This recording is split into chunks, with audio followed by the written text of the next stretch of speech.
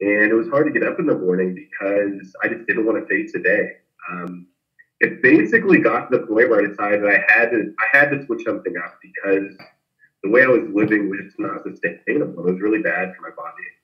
Um, so I had heard from a blogger named Mark Manson, who I trusted a lot, that meditation retreats could be potentially life changing. So at the end of that semester, I signed up for a weekend retreat, and it was a big turning point in my life. So I want to paint a little picture here for you.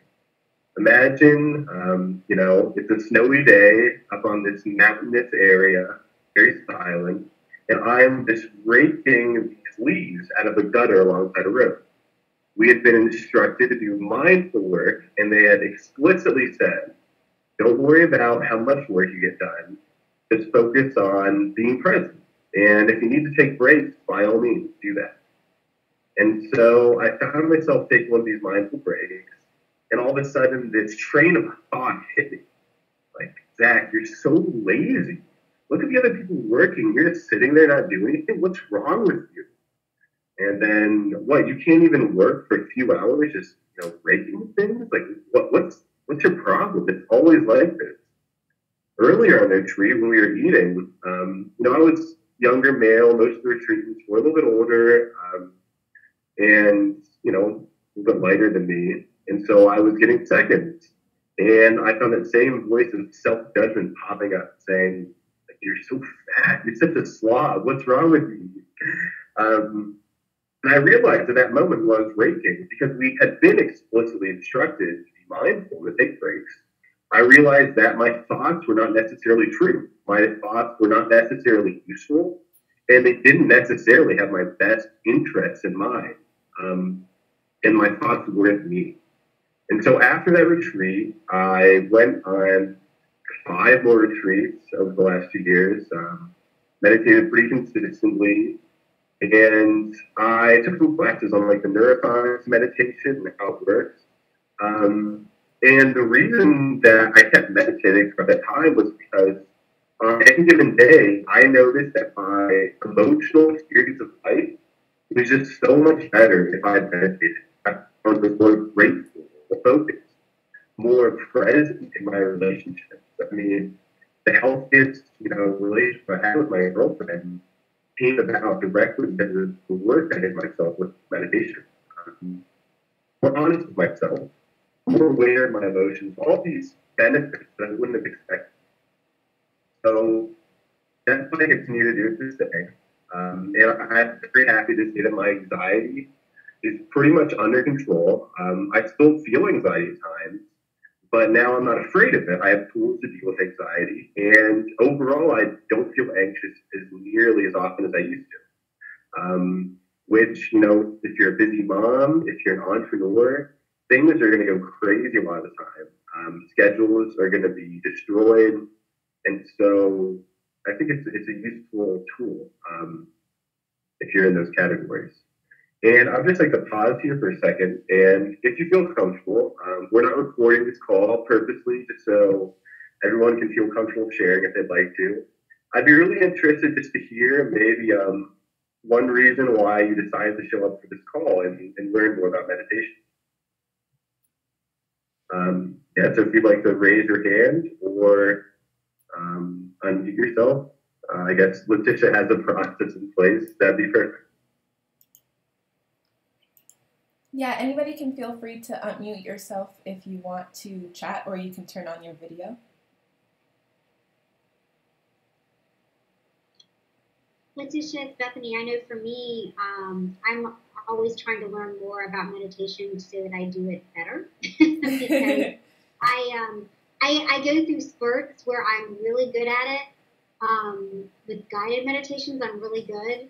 But if I try to sit there and on my own, I really struggle because my mind will start to race into a million different directions. I'm getting better at it, but I still struggle with that.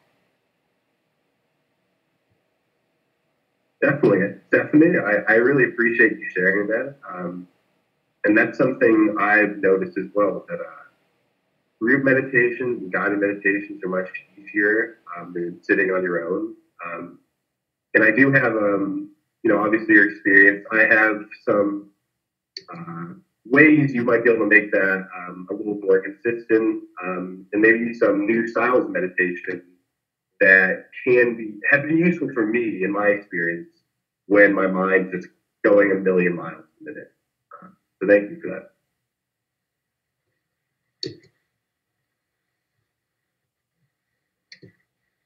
Does anybody else want to share their experience? If not, we'll go ahead and continue along with Zach.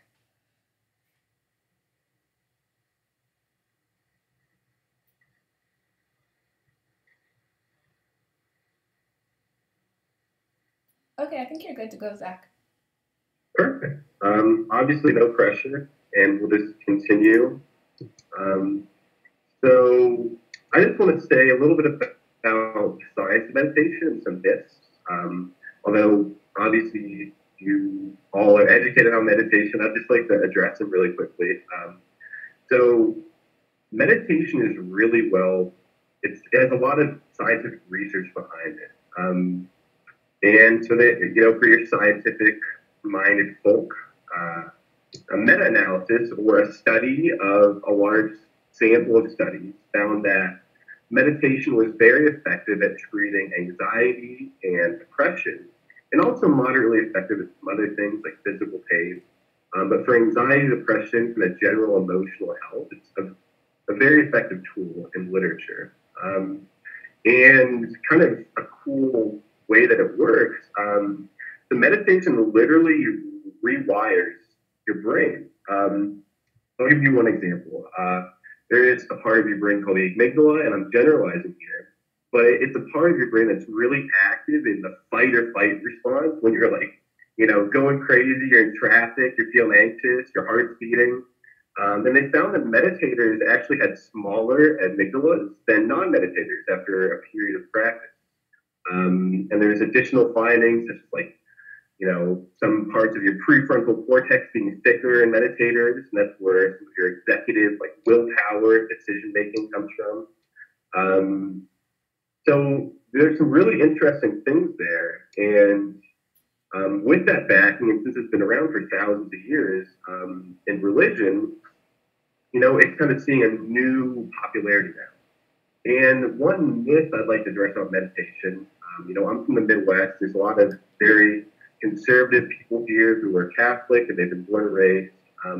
Whatever your belief system, whether you're atheist, agnostic, or of any particular religious faith, meditation has been used by many religions, but I view it more as a tool. It's a tool that anyone can use using only your attention and focus that can dramatically reshape your experience of life. There's some well-known atheists such as Sam Harris, Mark Manson, who are big proponents of meditation. And of course, there are many religions that are into it. So whatever your belief system. And I'll go into this more at the end, but the most important thing in my mind for meditation is consistency. And so I'm going to give you a sampling of a couple different styles of meditation here. And I'm hoping that you'll maybe discover a new style or discover that you don't have to meditate for as long as you thought you needed to see benefits. Because it's much better to have an enjoyable short meditation than a long, grueling one, because then you don't look forward to it as much. So with that being said, we're going to jump right into the first guided meditation. It's going to be about 3 minutes long. So if you just like to get comfortable, find a good position to sit in that you can hold for 3 minutes. And if you'd like to just focus on the sound of my voice, we will go right into it. And the meditation we're going to start out with is a gratitude meditation. Because in my mind, I find that gratitude is the gateway drug to emotional health. It's kind of the start of things in my mind. So, let's get into it.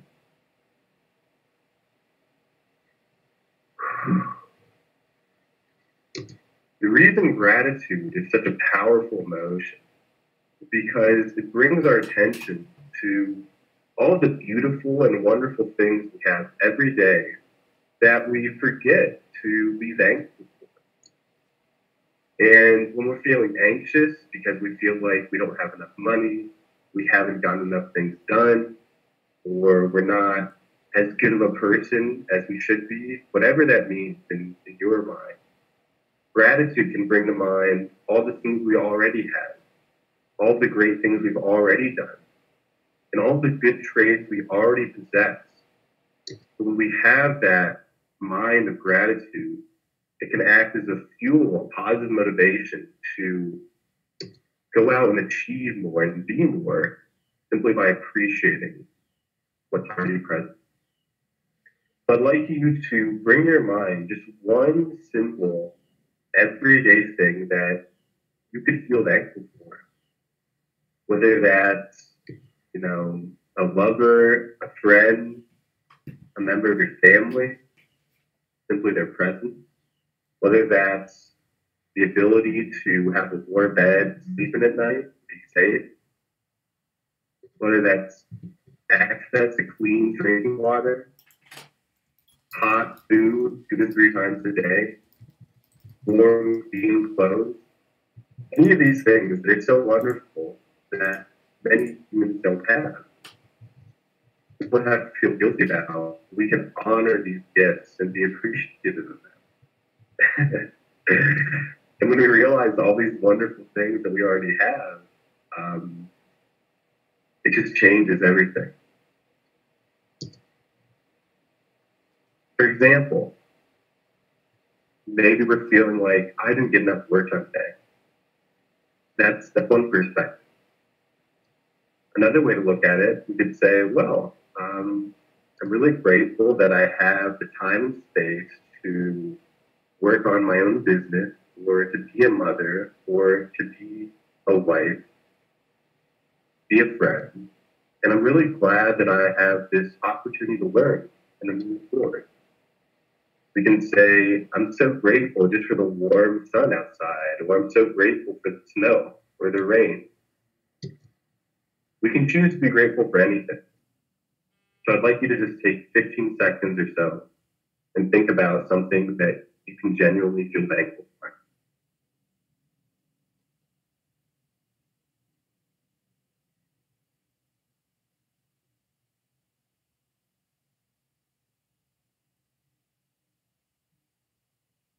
Perfect. I'd like to invite you to open your eyes and bring your attention back to your surroundings.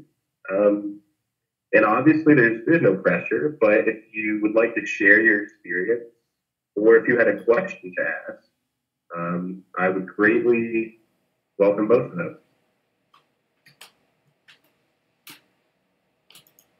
So if anyone wants to unmute themselves here, feel free. But Zach, I have a quick question for you. Perfect. I was wondering, when you're about to do a meditation, the gratitude meditation, or any kind of meditation, what do you recommend people that are just getting started, or, rehabbing their habit of meditation, they're trying to reconnect with it? What do you suggest that they do in terms of mindset or their surroundings? Since we kind of got started, but I think a lot of people are still working, which I forgot to do a disclaimer for everyone to put their devices away and turn off their sounds and distractions around them. Don't have your windows and other browser tabs open and all this good stuff, and just focus, because that's the whole point. If you're here and you're still working or distracting yourself, then obviously that's counterproductive to why you even came and joined. So what do you recommend setting up yourself before you meditate? Definitely. That's a great question. The most important mindset, I would say, is, a question beginning meditators often have is, I feel like I'm not doing it right. I would say the mindset of surrender. And what surrender doesn't mean that you give up. Surrender means that you have an intention in your mind. Say, I want to sit here and be grateful for 3 minutes. But you recognize that we don't have complete control over our thoughts or emotions. So when you surrender, you say, I have this intention. I'm hoping for this outcome, but I recognize the reality that I can't control everything. And I find that for me, I usually have much better meditations when I remember to set that intention. And it's just more honest, more realistic. Because one trap people could run into is You sit down and you say, I need to feel grateful and peaceful. And maybe anxiety pops up, maybe anger or fear, maybe any of these other emotions pop up, and you think, oh no, I'm not doing it right. And as long as you sat down with the intention to meditate, you've already done everything you could. Because it's a process of being okay with what happens. And so obviously it's best if you can have like a quiet environment. It can be easier to focus. I usually recommend sitting because I find if I lie down, I might fall asleep. But I've had meditations where I lay down to meditate and I fell asleep, and it was what my body needed. So I woke up smiling and said, that's okay. So yeah, I would just encourage you to be gentle with yourself, and it can be helpful to create space free from distractions, especially in the beginning. Thank you. That was great advice. Yeah. Anybody else have any questions before we move on?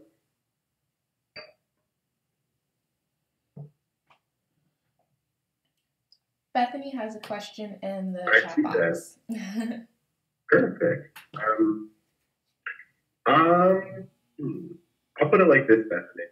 Well, actually, let's just, for everyone that doesn't have chat box accessible to them, Bethany's question was, if you are lying down and fall asleep during a guided meditation, do you still get all the benefits of the meditation?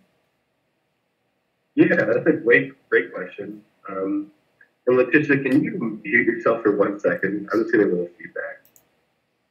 Thank you so much. So if you're lying down and you fall asleep during meditation, you're going to get the benefits of sleep, but not necessarily meditation. I'll be honest, it's kind of a gray area. Like monks who are really experienced and meditate like 10 hours a day, they only need to sleep for like 4 hours and they're still well rested because, and we still understand why we sleep, and meditation, the effects it has in your brain, could be very similar to sleep. So what I would say is if you lie down and you fall asleep during meditation, you may not get the focus if that's what you're desiring, but you will get, I can only say what's happened to me. I've always woken up feeling like, wow, that's really what I needed. And although it would have been awesome to have this like really focused meditation, I just find if I fall asleep, it's what my body needed and I feel better.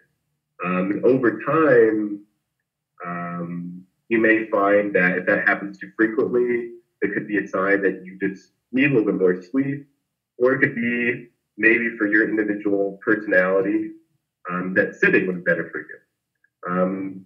Yeah, because sometimes my back would hurt and I don't want to sit anymore, so I'll just lie down. Sometimes I fall asleep, and I would feel a lot better afterwards. So I hope that answered your question a little bit.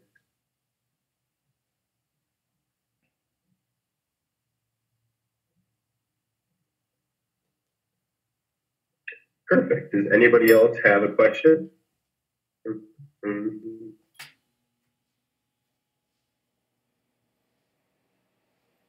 All right. We will move on to the second meditation here. And so the first meditation, gratitude, very useful. That's more of an emotional, positive emotion generating meditation. This meditation is going to be focusing on the breath and more useful for focus, which, if you're a very driven, ambitious person, could be the perfect thing. So again, we're in a comfortable position. We're going to sit here for about 3 minutes. And what I'd like you to do is close your eyes and bring your attention to your breath, whether that's at your stomach, your chest, your nose, or your mouth.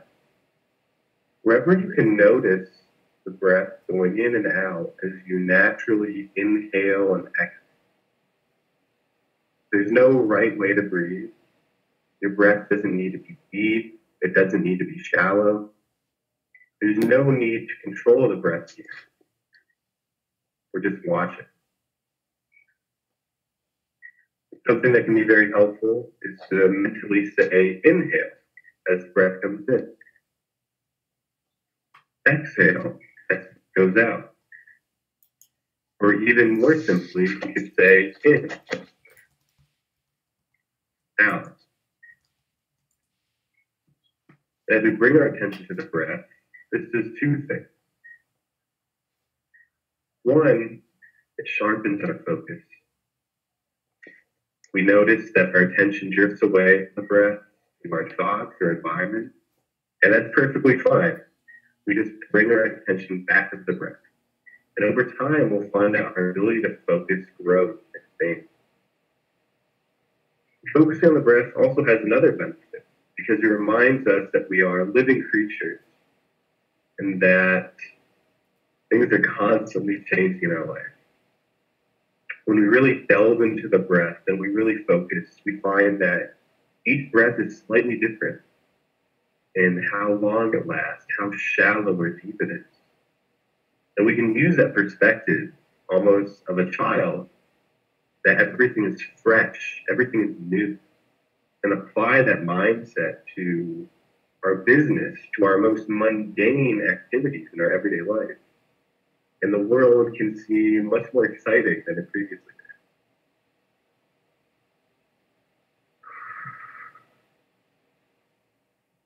did. So, what I'd like to invite you to do for the next 30 seconds is just mentally know in or out as the breath comes in and out. And notice what happens when you try to do that.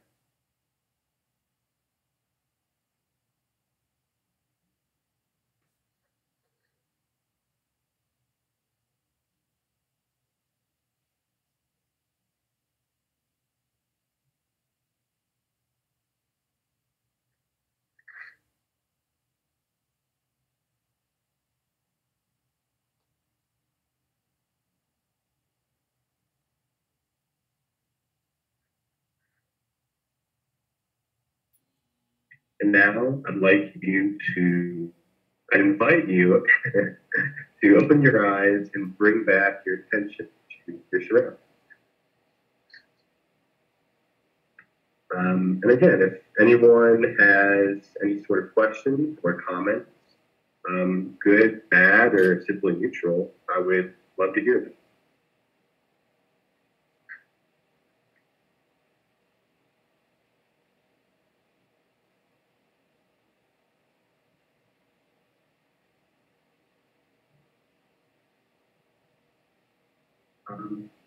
And I guess still leaving room for questions.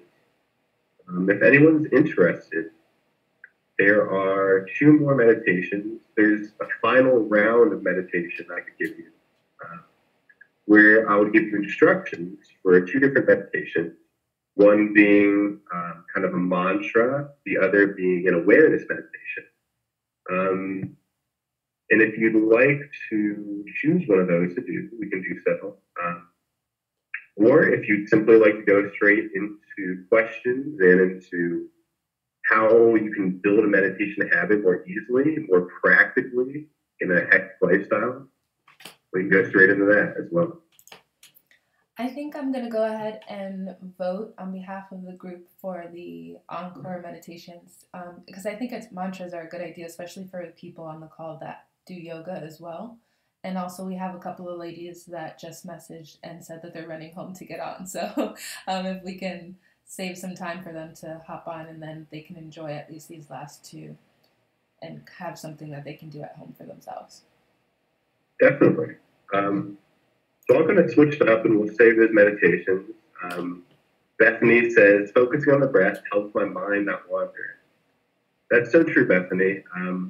I remember reading, it was like an article about a study they did where they found that people who were present right here, right now in the moment, were happier than people who were lost in thought, even when those thoughts were positive.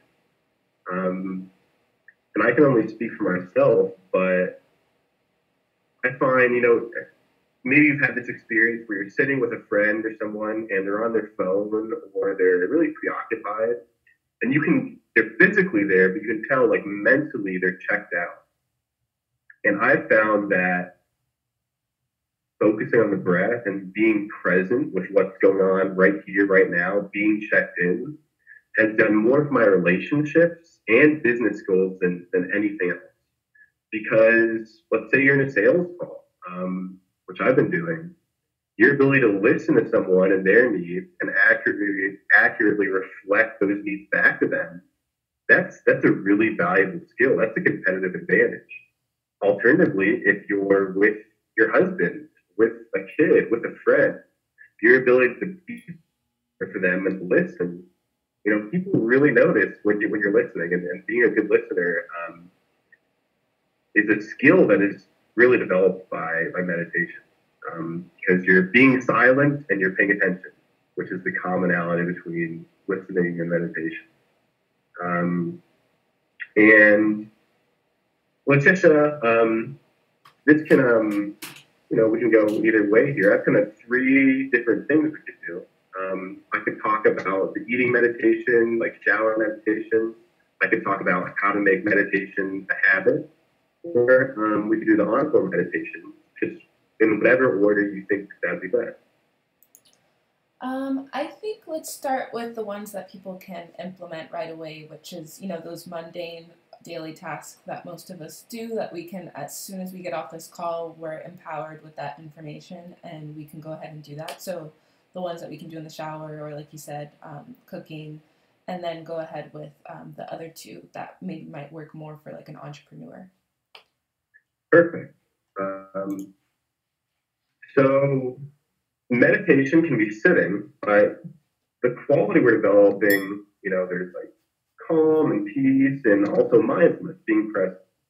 So you don't need to be sitting to meditate. You don't need to devote any extra time to your day.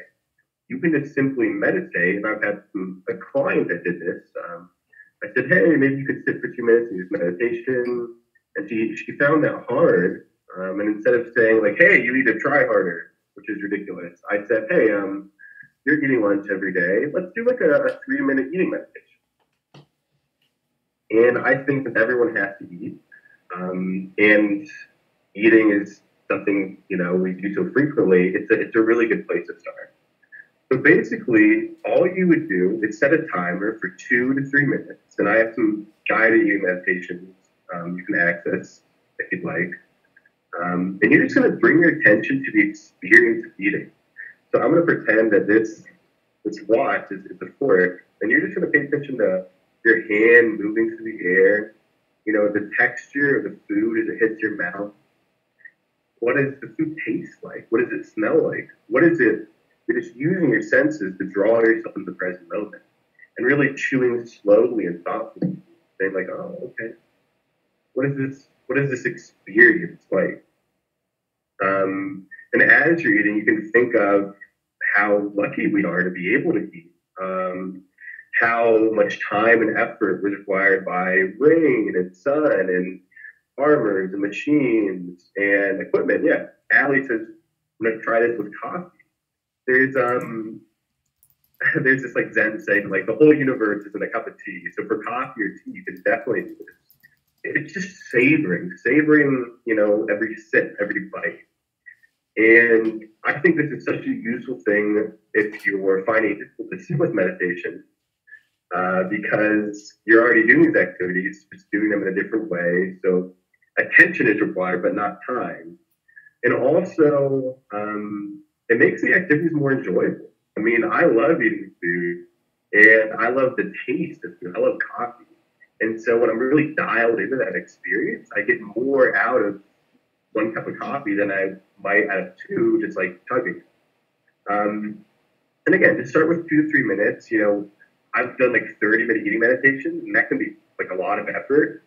So just start with whatever is easy for you to do and like practical, and go from there. And alternatively, if you would rather do this like showering or brushing your teeth or flossing, the same mindset applies. We're just focusing on the sensations of our body. That's the feeling of the floss going into your teeth. That's the feeling of your gums as toothbrush hits your gums. Or if you're in the shower, like how does the soap in the water feel? How does your feet feel on the ground? As you work your shampoo with your hair, how does that feel? Is nice massage, brush your hair, definitely. Um, and Bethany said, I think it'll help me be more present. I struggle with that because I'm always thinking about what needs to be done. And Bethany, and Allie says brushing your hair. Bethany, I completely agree with you. I think one trait of ambitious people and of multitaskers is that we're always thinking about the next thing, the next thing, the next thing. And I guess the number one thing I would say to you is that's not bad. There's nothing wrong with that. And the goal of these meditations is not necessarily to get rid of those thoughts, but you'll find that as you keep bringing attention to your tea or your showers or your coffee or what have you, if you're eating, you'll notice the thoughts, but you won't feel the need to be like wrapped up in them. So you'll say, okay, I have a meeting today. I should get ready for that. And then that's it. Instead of endlessly like this loop, we get these thought patterns just go over and over and over, and they're not really productive or useful. Those are a couple ways you can really integrate meditation just in your daily life. And I'll give you one final short one. Just the experience of walking. So as you walk, just notice, like, how does your body feel? How do your feet feel in your shoes as you step across the ground? What's the weather like? Is it night? Is the sun shining? Is it raining? It's noticing all these small details that we usually are on autopilot for, myself included. And really, like, I was just walking my dog and it just kind of gave me a smile because it was so nice out. So I'm going to go into two types of meditation, and I think they're very useful for entrepreneurs, entrepreneurial-minded people. They're useful for really anyone who feels like there's not enough time in the day, maybe has experiences with anxiety like I had. And so I'm going to give you a choice because life is all about choices. Hi, Corey. Perfect. You're just in time.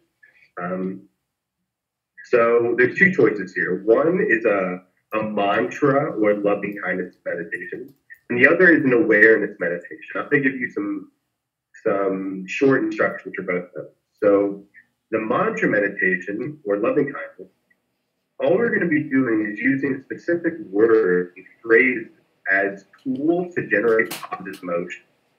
So, for example, this could sound a little hippie to you, but you could just sit and say, peace.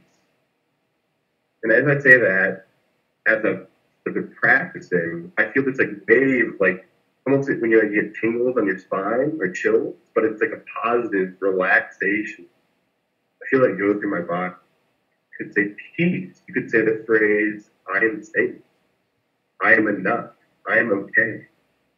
Or you could do a little bit more defining things by saying, may I be happy? May I be healthy? May I be calm? May I be free from worry and anxiety?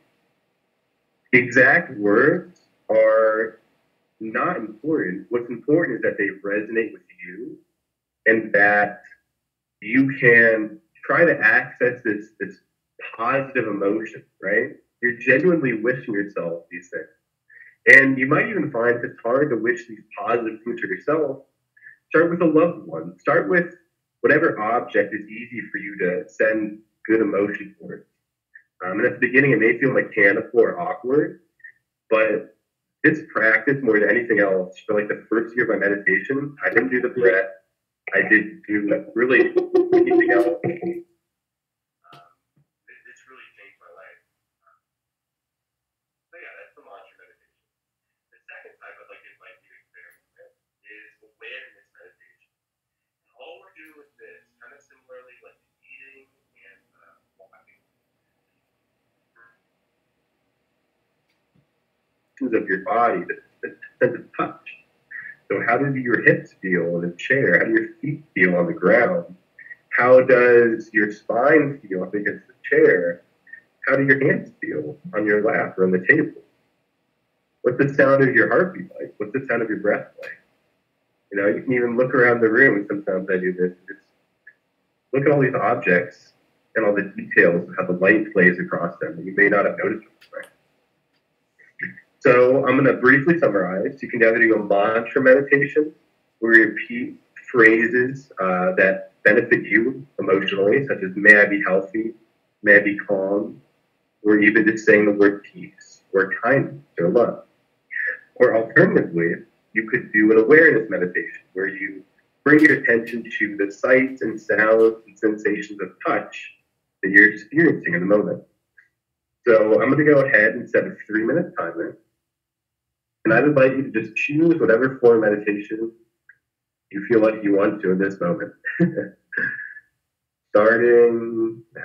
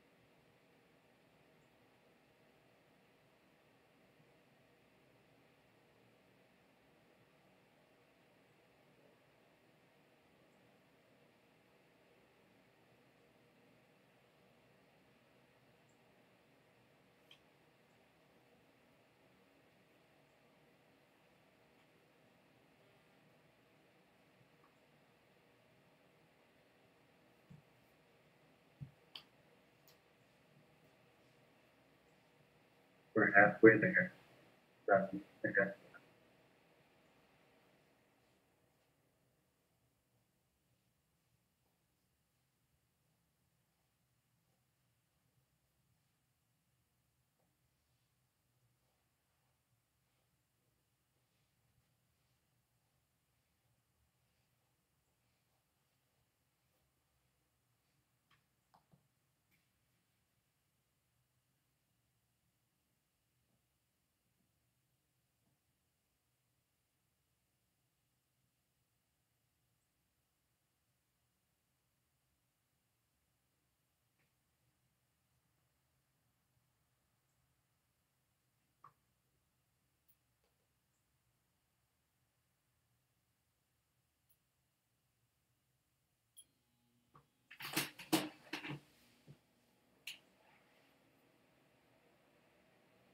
About 30.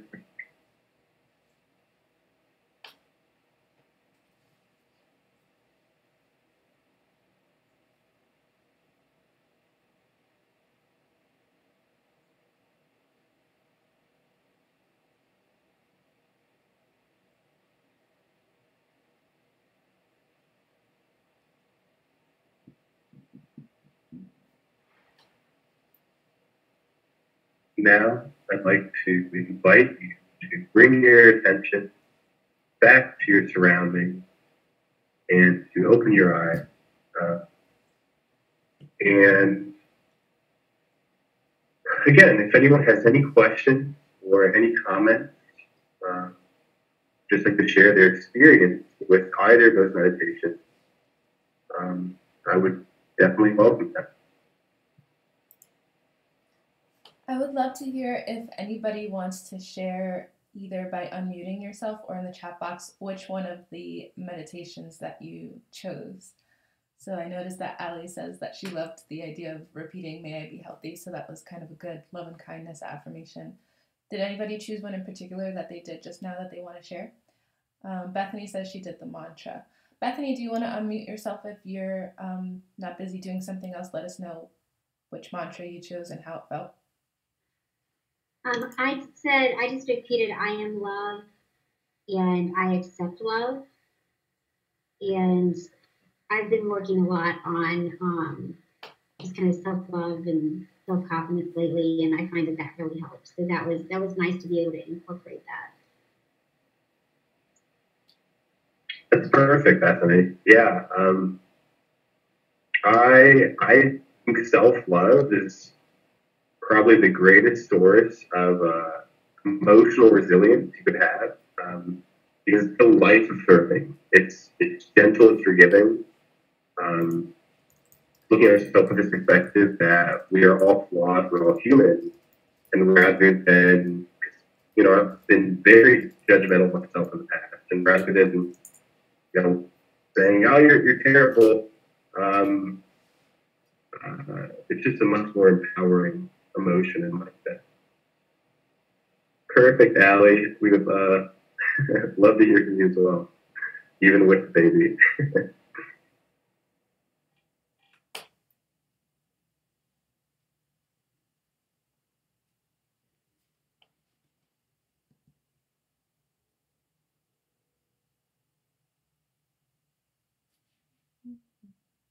Or if anyone else has any questions or comments they'd like to share, Allie might be busy for a second. Yeah, I'll welcome that.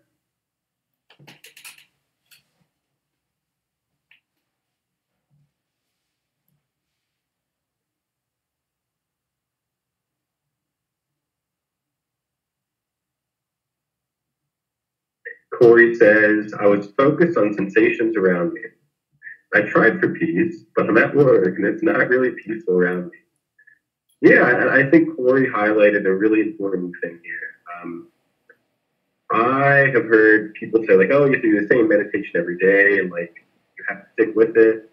What I've found is on any given day, I just meditate in whatever style seems like it's most appropriate, whatever I kind of feel like doing. Because we don't want to force things, we want this to be easy, natural. And so if you're feeling like it'd be artificial for you to wish for peace, or your environment just doesn't reflect peace, then focusing on the sights and sounds around you is perfect.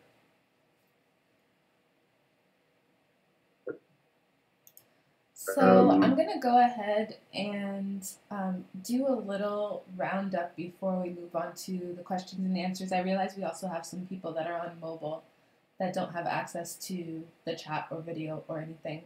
So I'm going to try to touch on some topics on behalf of those that can't speak and just what I know from our group. So Zach, I hope you don't mind. I'm going to be drilling for your experience here. So one of the reasons that I was really excited to have Zach co-host today is because in our mastermind, which that's going to be a whole other workshop, you guys should really partake in masterminds if you aren't already. But in our mastermind, he is notoriously known for being the most exceptional listener, and exceptional is an exceptional understatement. So, and I was just, it didn't even dawn on me that maybe it had something to do with the fact that he's a very mindful person. So that's why I was really pleased to have him do this for us, is because if I could have even 10% of the mindful skills that he does, I'd be set for life for sure. And what I wanted to talk about for just a second before we wrap up is that in our group, or just in general, anybody that is, working a full-time job, or your full-time job is that you're a mom, or your full-time job is that you're a business owner, or your mind is being consumed by the fact that you want to start a business, or bring back a business that you had before. I know Jessica in our group is, trying to resurrect something. No matter what it is, I think just the fact that you can use meditation and mindful thinking to help you be a better person for others as well, not just yourself, is a very, very powerful thing, because the way that Zach has just benefited my own life so much just by him being himself. And I can't even put into words. I won't make it all like teary and get all emotional on him and make him blush on the call. But I just think it's an amazing, powerful thing for your own personal legacy, for your family, for your friends, for people around you to be more mindful. And one of my pet peeves, I'm not a person that gets upset with anyone very easily. It takes a lot, but I definitely have a pet peeve.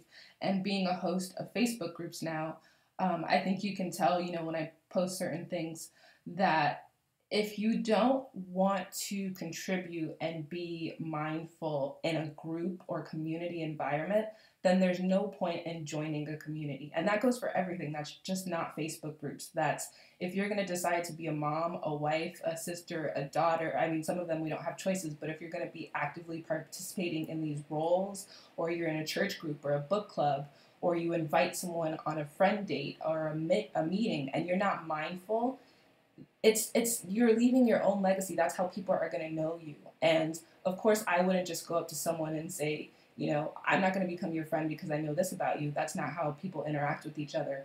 But there might be a reason that you don't know of why you're not getting the opportunities that you want to get. There's an energy that you're putting out there that you're not even aware of. It's unbeknownst to you that opportunities aren't opening, doors aren't opening, things close in your face, people that you want to connect to aren't responding to you, or they are, but they're just not giving you what you want to hear. And it's because a lot of us are just thinking about ourselves and we're just letting our task lists run us to the ground. We're not mindful when we're speaking. I mean, I've gone on calls or chatted with people online where they're just talking so much they don't even realize that they've stopped to let the other person respond or to take in what they've said. And this is just for everything. Again, it's not just your business or what you're doing, but it's how it affects other people. So I was hoping Zach could give us some tips and advice for people that are in the entrepreneurial world, or they're at work and they're on a team, or like I said, they have those life roles, those traditional life roles like a mother or a wife, and they're finding themselves a little overwhelmed, or they're finding that they're not able to connect with others the way they want to and they don't know why. What advice you would give for people so that they can start to incorporate mindful habits so that they're a little bit more presentable to the communities that they're participating in. Because I have actively removed people from our group this week who are just all about themselves and they're not in a give-take relationship with their own environment. Definitely. And I'll try and show off my listening. That was really kind of you to say, Letitia. So what I'm getting from you, and please tell me if this is wrong, is there's this element of mindfulness that helps whether you're in a Facebook group or in a business group or with friends or family, where if your perspective is limited to me, what do I want, what do I need, it's limiting, and it gives off a vibe. It's almost like, and honestly, when I was really anxious, and I was trying to date, I had terrible success because, women are very attuned to that kind of thing. And I was just needy. Honestly, I was needy. I was coming from a place of emotional, desperation. And so I can only speak for my own life, but what I found was, so there's that with my, romantic relationships and with my business. Like the first week after I quit my personal training job, there was fear overwhelming me. I was like, oh my God, I need to do. And I was freaking my shit. Excuse my French. And I messaged every client that I'd ever known, every previous client, and I followed up with them way too much. I sent them way too much in a day, where it was spammy. It was very clear I just wanted to get money because I was scared of running out of money. And I kind of forged a lot of relationships with clients that day. It didn't go well. Now, contrast that to a different kind of relationship where someone shows up and they're genuinely listening to you and they actually want to contribute. And I would say that as far as tips for specifically doing this, meditation is so powerful because it expands your perspective of the world. It makes you realize all the ways that we're interrelated and interconnected, and how no one is truly alone. We're all connected in many ways. So as far as specific tips, I would say the biggest specific, if you just want to take one thing today and use it, the biggest 1-2 combo I could give you is being a good listener through these two things. Number one, whenever someone else is talking, look them in the eyes and give them 2 to 3 seconds of silence before you speak. And what you'll find is other people actually will, keep talking, or they'll keep going on, which is fine. If you're someone else who isn't really mindful at all, they'll just keep going. But when you give them an opportunity, and then the second part is you restate what they said in a different way, paraphrase, summarize, it makes them feel listened to. It makes them feel understood. It makes them feel heard. And regardless of money and power, of your professional skills, if in any setting you make the person or people you're with feel listened to and understood, even if that's through Facebook, just responding, and like restating their points, that's a really powerful thing. And I've done very well at interviews and very well at things like that, just because, I listen and then I say, okay, so this is what you're looking for, and here's how I can help you. And that's an authentic thing. You can't fake. It's a skill of listening. And what you'll find is that meditation will help you take those 3 seconds. And it will help you not pay attention to all those clamoring thoughts of how am I going to benefit? What am I going to say next? And it will help you just be present, to repeat back to them. So that's the 1-2 punch of giving 3 seconds of silence, looking them in the eye, and then restating in a brief way what they said. That's really powerful. And, being vulnerable, like me and my girlfriend we're going to break up because I think I'm going to move in New York City. And even, from our everyday conversations on the first date to now how we're talking about like ending things, it's the same skill set. I'm genuinely listening and trying to say, how do you feel? And then restating that. So that's the number one thing I would say. Is there any other specific things? Did that answer the question well, Letitia? That answered it perfectly. On our mastermind call, I'm usually saying, can you please just bottle yourself up and sell it so that I can take it and also provide it to other people. But I guess I just never just came up with the question of how do you do what you do? And that is really powerful. You took the adjective right out of my mouth because I didn't realize it could be distilled into a formula. So you're listening to someone speak to you. You take a few seconds and then connect with them in the eye, which, for anyone that has anxiety or social anxiety, obviously that's going to be something you have to practice. And then reiterate what they said based on what you heard. That is definitely a very powerful thing to practice. And I guess I would challenge anyone that's listening today to try to see if they can implement that later today or tomorrow or anytime this week. And you don't have to tell the person that you're going to be practicing on. But if it's your husband, if it's your boyfriend, if it's your girlfriend, if it's your own child, if it's your boss later today, for those of you at work, just see if you can try to implement that and turn it into a habit, because I guarantee you it's definitely a good habit to have. Again, I cannot speak more highly of Zach. I'm chatting and laughing with Allie in the chat box. Even she recognizes how good he is at listening and then telling you back something. So in fact, what I want to go to next really quickly is that I thought of an impromptu exercise that we can do, and I'm actually going to volunteer Bethany again since I know that her audio is working.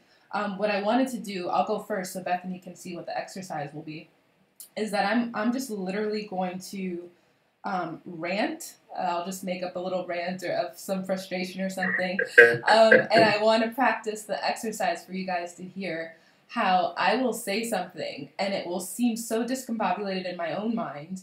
And then have Zach come back at me with what he heard. And I'm putting him on the spot, but he knows he's so good at this, so it's not that much of a trouble. So I don't know if anyone wants to put in the chat box a frustration that you've had this week.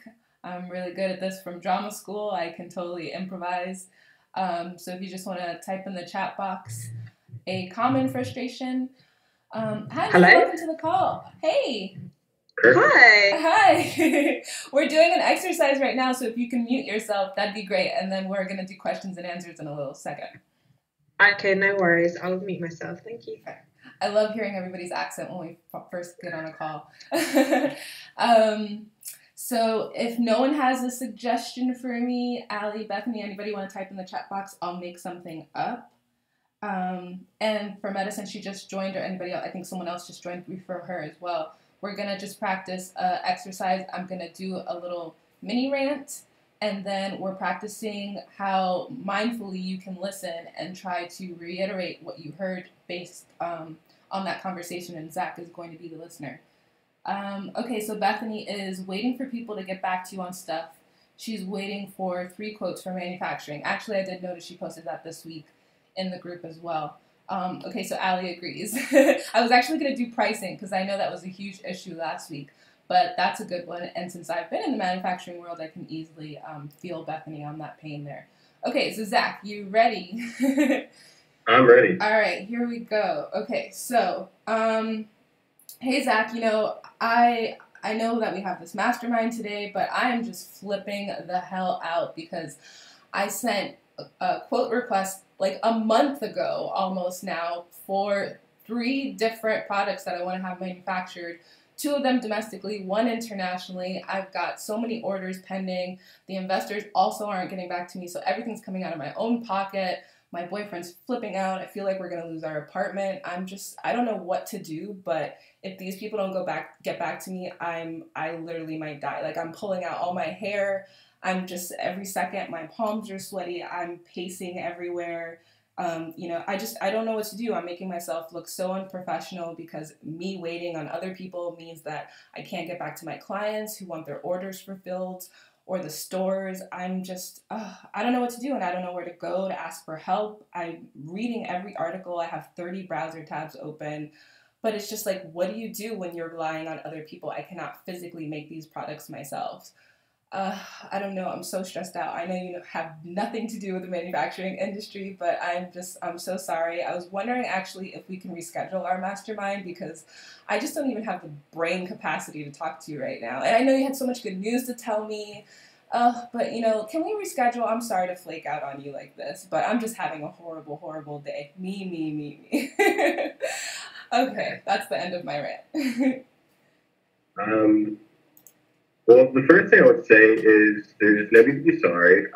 I definitely respect you for being honest and, you know, putting yourself first here. That's important. And what I'm getting for you, and definitely tell me if I'm missing something or if I'm getting something wrong here, is that basically you're having some cash flow problems. You're waiting on other people to ship things, and you have reached out to them, and they're not shipping. And it's causing you a lot of financial stress, causing stress with you and your boyfriend and your relationship. And you really have no idea what to do. And maybe might even feel like a little bit helpless here because, you know, what are you going to do? And so what I would say is we can definitely reschedule our call. But beyond that, you know, moving forward, we can find a way to, you know, get different distributors, get different relationships so this doesn't happen again. Right now, we can't control this, you know, we can't change things. But in the long run, we can learn from this and turn it into something positive. Although I know that that's not really a fun thing to hear right now. Exactly. But I mean, I guess just having someone to talk to was really helpful. Thank you so much. That was great advice. I actually feel calm, even though this is a fake exercise. Just having you, yeah, just having you say it back to me, playing that character, and then listening to you say it in your own like really calm voice is so helpful. So, ladies, I will figure out a way to clone Zach and send him to each one of your houses. In the meantime, does anyone want to volunteer? I know Bethany, I wanted you to volunteer because I'm sure you have so much going on that you could practice this exercise as well. And Meta, you just got on, your audio is working. If you wanted to practice the exercise, feel free. Anyone can unmute themselves.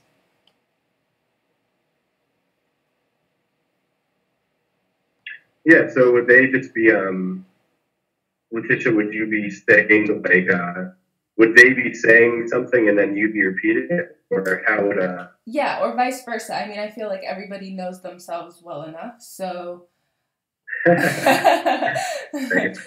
Corey says, let me know when the Zach product will be available.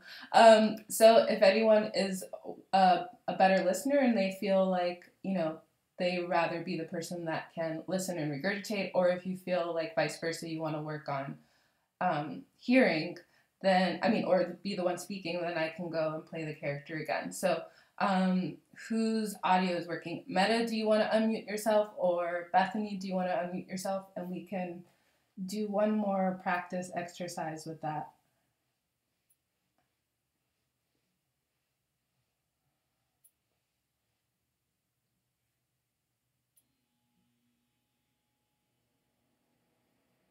Yeah, I mean, if you guys, this would be easier. I'll just I'll just go out there and say like a legitimate problem I'm having, and if anyone wants to volunteer to, listen and then like rephrase that back to me, that might be easier than trying to think of something or forcing you to be like vulnerable. I like that idea. Yeah, that's a good idea. Yeah, if anybody wants to practice being a listener, I think that'd be perfect. Okay. Bethany, do you want to try that one then? And also your audio is very clear, so it'll be helpful for everybody else. If you want to unmute, and then Zach will be the one to do the speaking, and you can listen and tell him what you heard from the conversation. So take it away, guys. Thank you, Bethany. I appreciate that. So yeah, I'll just kind of, I'll just say like what I'm doing in life for now and thoughts in my mind. So there's a gym, and I'll make this a little bit ranty. That'll be fun. There's a gym in New York that I tried for about 6 months to get a job at, called Mark Fisher Fitness. It's an amazing place. And they didn't have any room, they didn't have any more room for trainers. And so I just gave up. And about 3 days ago, they reached out saying, hey, Mark Fisher himself, he reached out and said, hey, Zach, this is a crazy idea, but would you want to work at the front desk for me? And I was divided because it's a full-time job. I wouldn't have time to work on my meditation stuff, which obviously is important. But, I would be in Mark Fisher Fitness. Maybe I could do something related to meditation with them. I'd be in New York. Like, I could connect with all these minds. And so I considered that. And so I had a part-time weekend position. No health insurance, not nearly as much money, but I would have my time back. And I was interviewing for like this copywriting job, which could make some money. I was like, hey, I should do that. And now, because of that happened, my girlfriend knew I was going to leave. This was painful, so we're probably not going to be seeing each other kind of from that. And I'm basically going to go with some modest savings to be above in New York City. And I'm just wondering, like, what am I going to do? Is this going to pan out for me? Am I going to be back home in 3 months between my legs? Like, how am I going to make money? How am I going to live, in these hospitals or whatever? So yeah, there's just a lot of uncertainty right now. I'd love to hear your thoughts on, I don't even know what's going on. That last one was a little bit of just adding, but yeah, that's really what's happening. So if you'd like to try with that. Well, what I hear you saying is that you have a lot of uncertainty going on right now, and probably a lot of anxiety from that uncertainty, because you're not sure which direction to go in, and which is understandable and smart because New York City is an expensive place to live. You want to make sure that you've got a plan, right? So it sounds like you're trying to figure out what that plan is. Absolutely. It sounds like you really like this fitness facility. And part of that came through, I know you're concerned about the full-time status, but I also heard you say that you were wondering if you might be able to bring them some type of meditation offering that they could do. So that sounds like it would be fulfilling kind of both things for you if you're able to, pursue that path. So you'd be at the facility that you wanted, and you have that, the income and the benefits and all of that. But then also it sounds like you think that there's this opportunity to explore with them to bring meditation to their clients. Does that sound fair? Yeah, that was really good. And that's actually, I was thinking very similar thoughts today, and I have the interview call tomorrow, and I think I'm going to bring that up. I applied for the part-time one, but the full-time, I'm going to just be honest with them and say, hey, this full-time one, if you're open to me bringing this meditation, that's a better choice. That was really good, Bethany. Yeah, I loved how you kind of, it's not a hesitant tone. It's the tone of voice you used, like opened it up for me to clarify. And I think that's really important because we have this mindset, we're clarifying and we're making sure. Because when I say something and you reflect it back, I'm like, oh, somebody actually gives a shit enough to listen. Somebody cares. And that's a powerful tool. So thank you so much for that. Thank you. And I think this is good practice because I know for me, I'm always trying to problem solve. So when you were like, I was trying so hard, I'm like, because my mind immediately starts thinking like, oh, what can you do? What can you do? And I'm like, oh, just listen, just stop. It's hard. It is hard. Definitely. And that's like the classic thing. They say, like, guys, like, they're always these solutions. But either sex can do that. And I am such a problem solver. It's great to solve problems, but there's like the time and the place for that. And like you just said, like in the moment, you notice your thoughts being like pulling your attention away.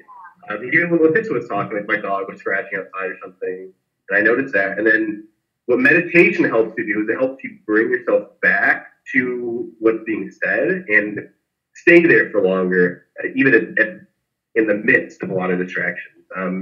The two, honestly, for anyone on this call, if you don't meditate a lot already and you think this skill of what we were just doing might be more valuable to you, you're going to practice mindfulness just by doing that. So whatever you think is best for you.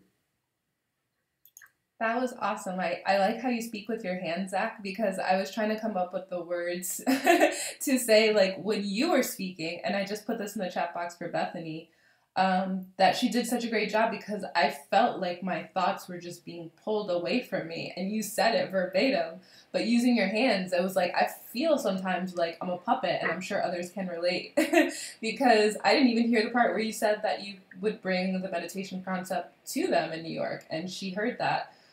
So it was just like, I wasn't even checking my phone. I literally cannot even go back in time and tell you what distracted me. It's just my eyes were darting and I got distracted for a second. I think maybe the Post-it that's hanging on my iMac, I was just focusing on that instead of listening. So, I mean, it's just subtle little nuances throughout your day. And to just reiterate, I just think it's a great exercise if you guys want to do, anyone that's new on the call right now, or for those that were listening before, one of the challenges in your little homework assignment from this workshop is try to find someone in your life, and you don't have to tell them, that you can practice a listening exercise on.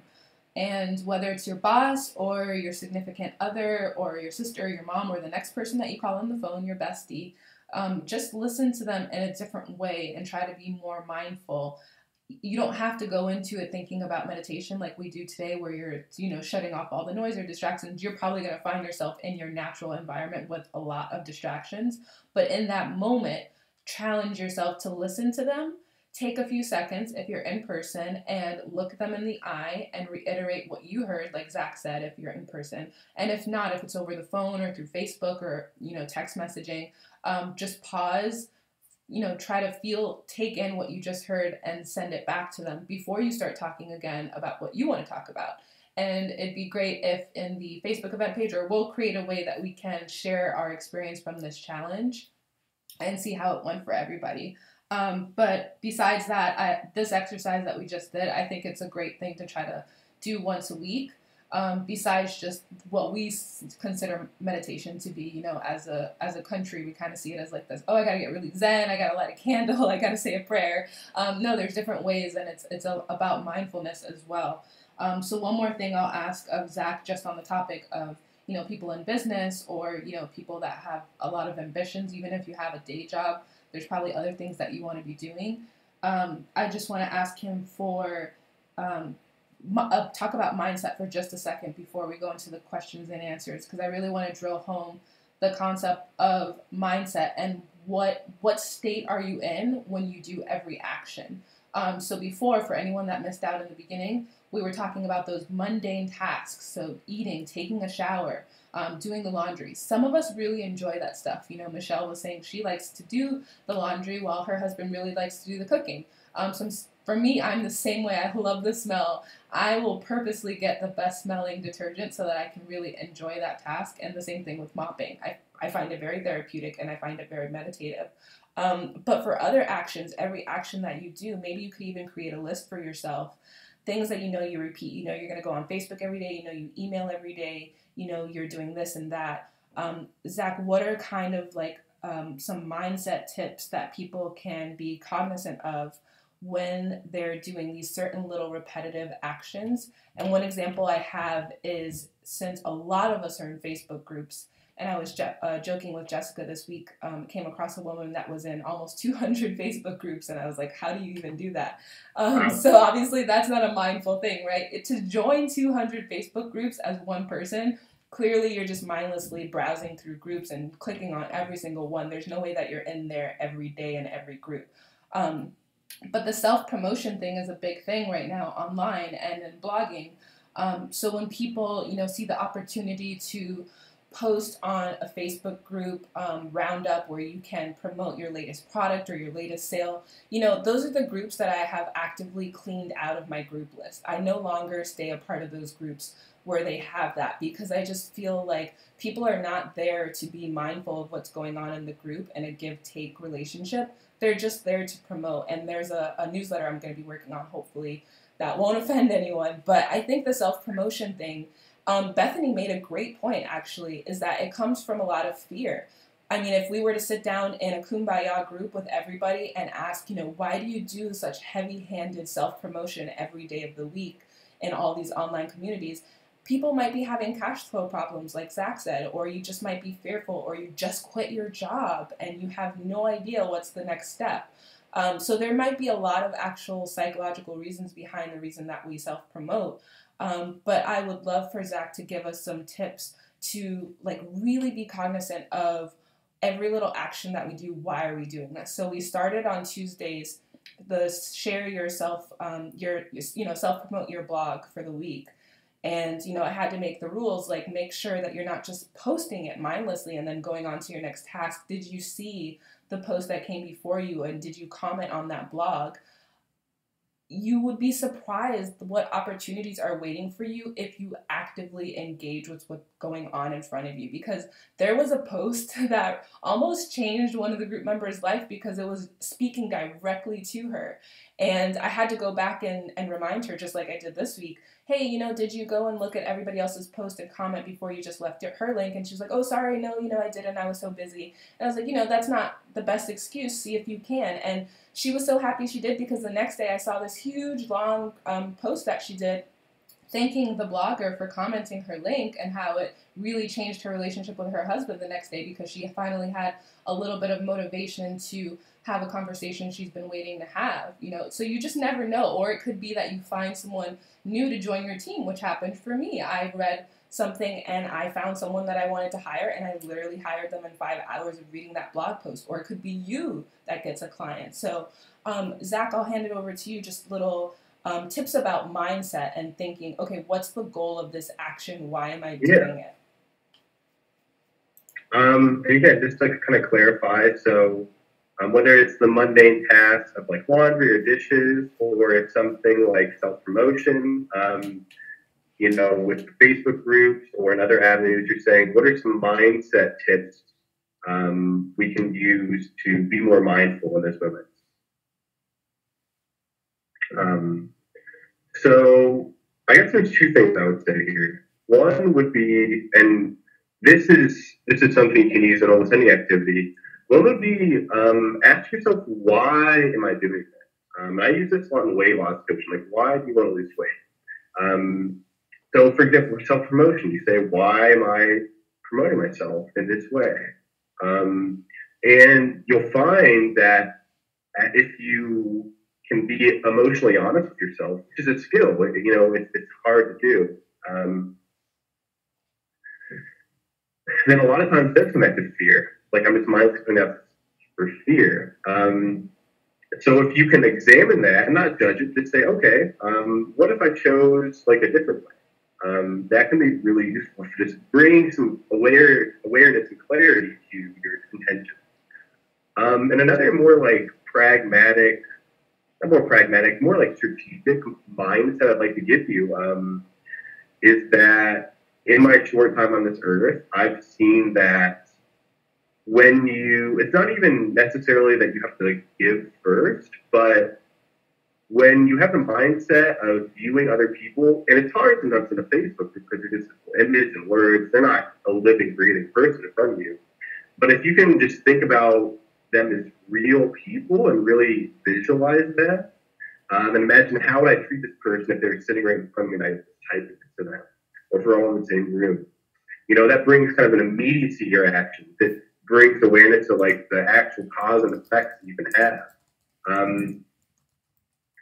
And the final thing I would say, and this is more towards those mindless things we don't like doing, such as laundry or dishes, or maybe you do enjoy doing. The thing for me is like we're so ambitious when you set fun, so we view that as wasted time, or traveling is wasted time. But science of neuroplasticity, they found that whatever you focus on, whether that's an emotion or an action, that literally becomes wired into your brain. That changes the neural firing pattern of your brain. So if every time you do the dishes, you're focusing on it very intently, that focus will literally become a part of you. And so any moment, no matter how mundane, can be an opportunity to practice these qualities of mindfulness that then can, you can rely on that in the most important business meeting, at your child's first prom date, I don't know, like any situation. So that's what I do with bartending. I don't really enjoy bartending. It's kind of exhausting. I'm an introvert. But I just try to practice, when I do that once a week, being mindful. To summarize, no time is wasted time. Think about people as real people when you're acting. Think about how your action will affect them, how you'd like to be treated. And ask yourself, why am I doing this thing? Why am I doing it? And for me, like I mindlessly browse Facebook a lot, and then I realize I'm just doing this because I'm lonely. And I still do it, but I don't do it for as long. And it's kind of a signal like, hey, I need to probably like call a friend or see someone. So yeah, I hope some of that was useful for you. Zach, I love that. I'm like nodding my head ferociously.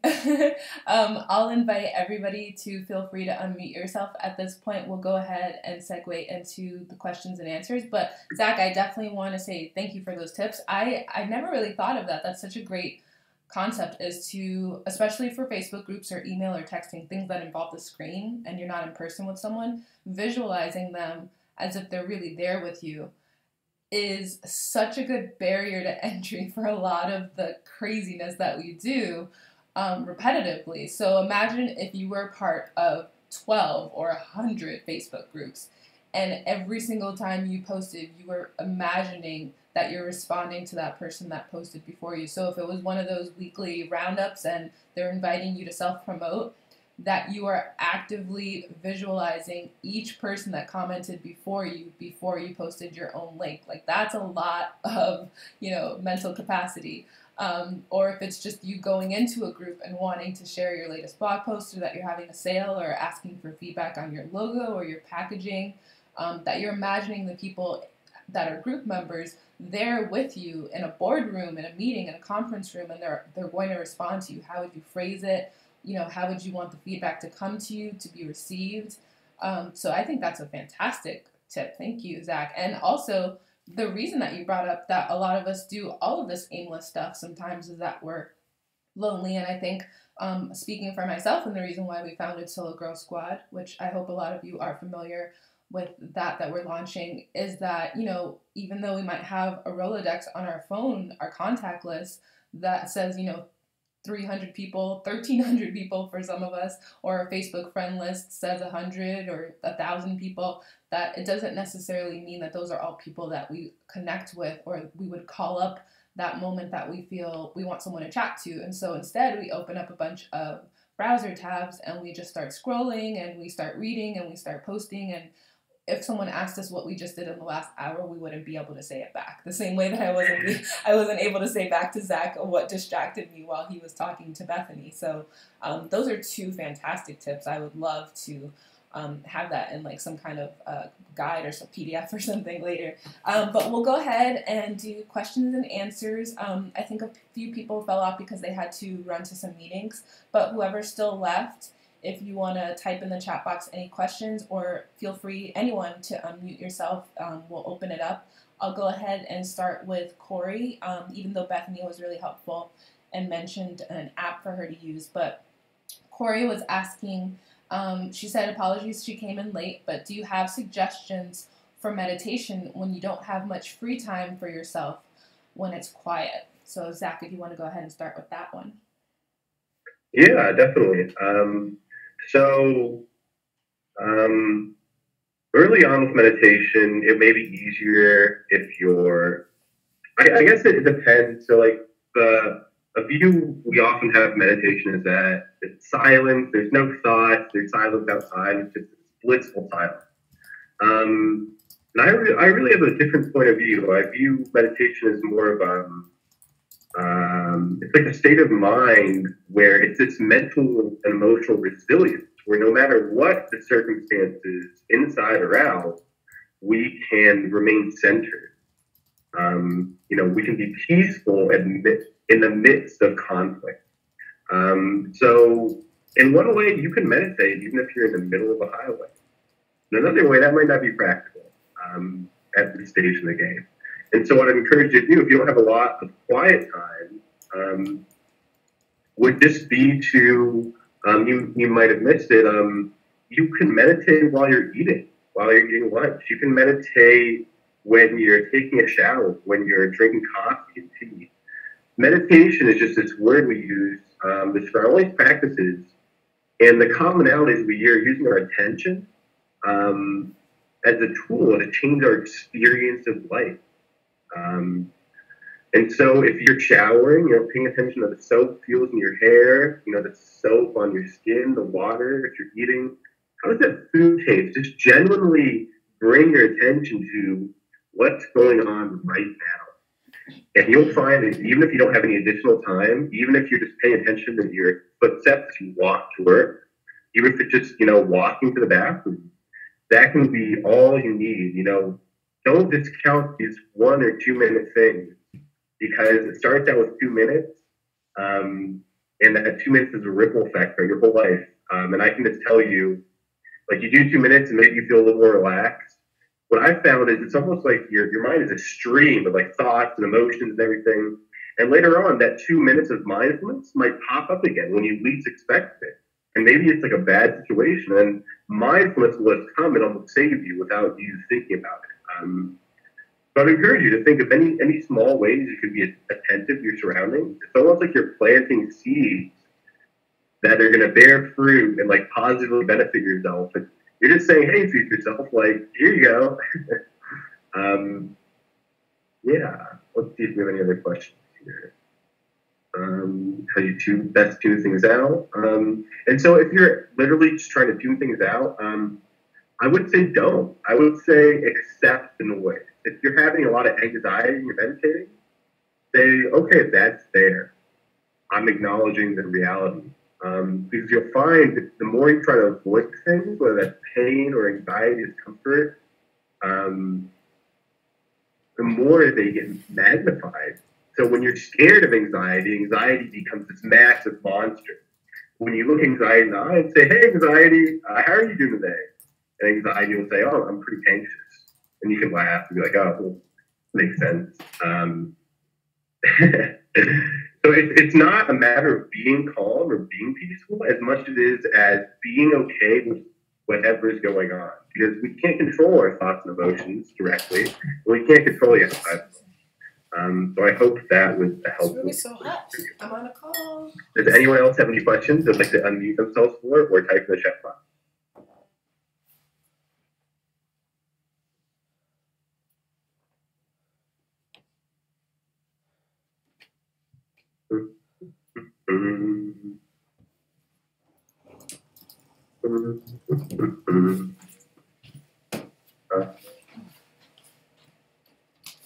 Let's give them like 30 seconds. And again, you'll find that if you give people some silence in some rooms, some space, people feel safe and they open up sometimes. You can notice that in your life.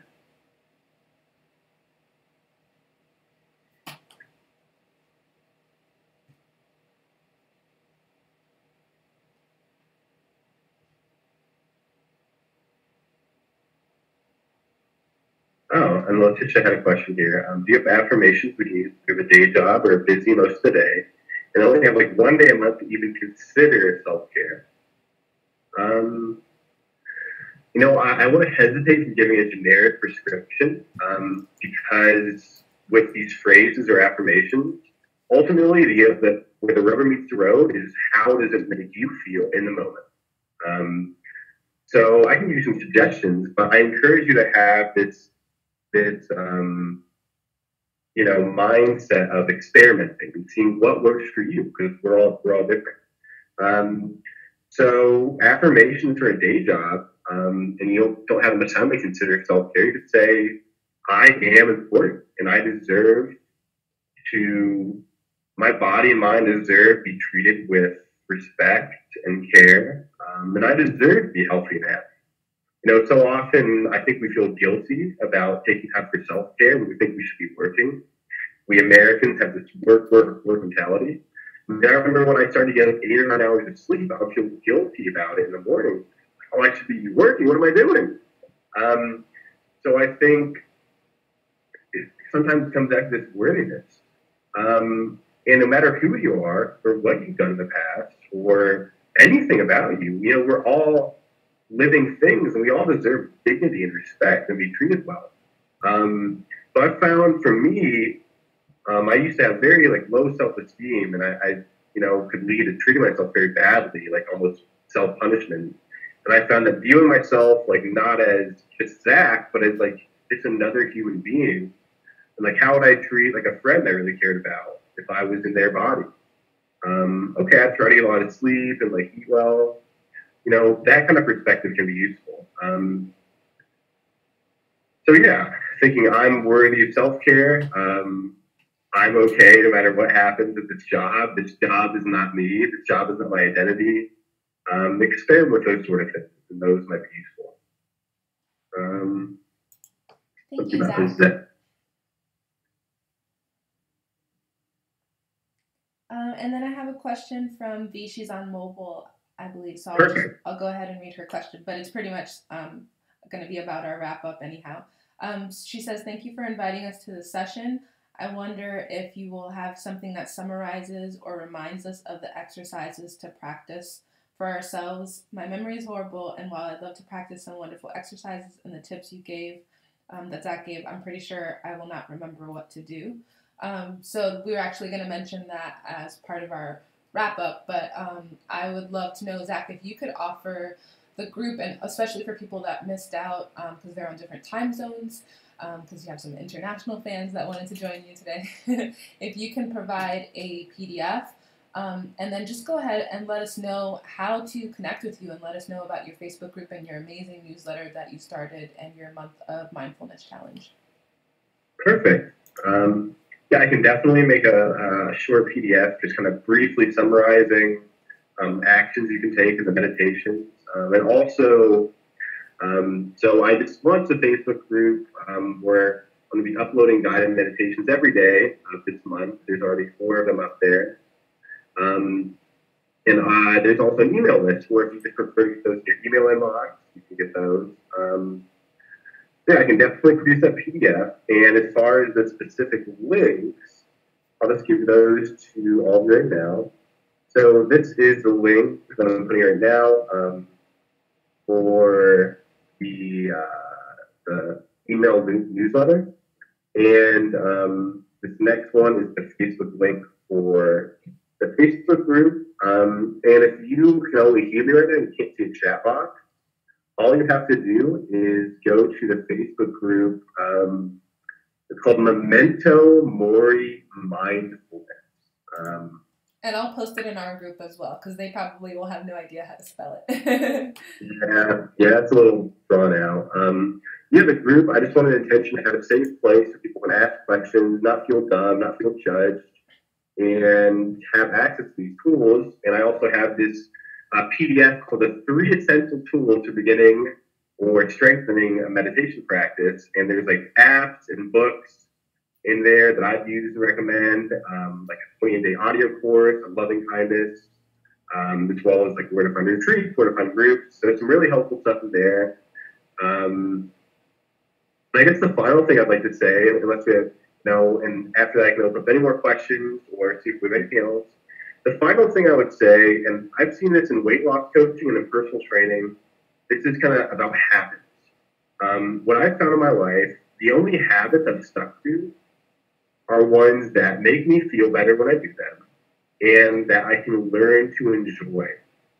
So, for example, with sleeping, I love sleeping. I learned to enjoy it once I moved past that guilt. Walking my dog, meditating. All these things make my life better, so they create this positive feedback loop, and that's the secret sauce. The trick is to start really easy and gradually, and to try to get a community. So I would recommend either doing like a 2-minute guided meditation, doing a 2-minute eating meditation, doing a guided eating meditation. Find whatever you think would be the most realistic on your worst day that you'd be able to do. And then I would say try to meditate for that amount of time, like 5 times a week, every week. Even if it's at like 3 seconds. Because what you'll find is you start on those days that you don't meditate, you'll miss it. And then that pain of not doing it will actually motivate you to meditate. And the alternative is like when people work out or when they try to lose weight, you try to do everything at once. Like I'm going to do 20 minutes, I'm going to do this amazing meditation, and it's just hard. It sucks, and it drains all your willpower. And then you're like, okay, I don't want to do that. Or it's something life happens. Like life happens to all of us, whether we're an entrepreneur or a mom or whatever. And then your habit gets derailed. So being flexible, being easy on yourself, and being consistent. Finding ways to enjoy this habit. And that's going to look different for everyone. So Letitia, if there's anything else, if anyone else has any final questions, I think that's about it. Thank you. That was fantastic. I really hope that this was helpful for everybody that joined us. We're going to try to provide as much of a synopsis of what we did in the workshop today and provide it for you for future use. So if Zach will turn what we chatted about and his top tips into a PDF, I will create it into a printable so that I know how women are. We need to see it in front of us to be reminded of it. So that will be the first step, obviously, in acknowledging how we can create some mindful habits for ourselves. So I will create them to be printable so you can print it out and have it around you, maybe even small sizes so you can tape it up on your wall or your computer or whatever, some of his top tips. I'll also go ahead into the Facebook group and the Facebook event page and repost his links for anyone that doesn't know how to spell it or doesn't have the chat box accessible to them, and for everyone that missed the call.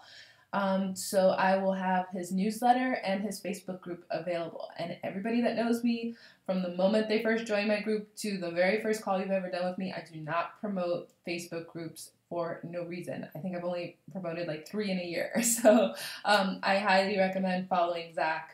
He's a brilliant writer. His newsletter is awesome. His mindfulness challenge will be really helpful for you. And anyone that purchased the BizBoss bundle, like I mentioned before, you get access to him for 3 months for group coaching, which will probably change you forever. So definitely take advantage of that. So thank you again, Zach. This was fantastic. We covered a lot more than I even expected, and you gave us a handful of really, really great guided meditations that we can do. So I just look forward to getting some information from you that we can turn into something people can use and implement this weekend going forward. Definitely. And I'll put the final link in here. I have some guided meditations on SoundCloud.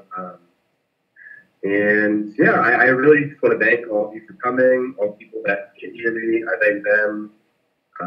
And I hope that you people. And above all, you can't do it wrong. If you have the intention to do it, you're already winning. So, Fantastic. Thanks, everybody. Thank you for coming, and thank you for joining us on the workshop. Thank you for your questions and your participation. And some of you, I will chat with you tomorrow on our workshop for the group. So everybody have a great day. Enjoy the rest of your day wherever you are. Thanks, Zach. Bye. Bye. Bye.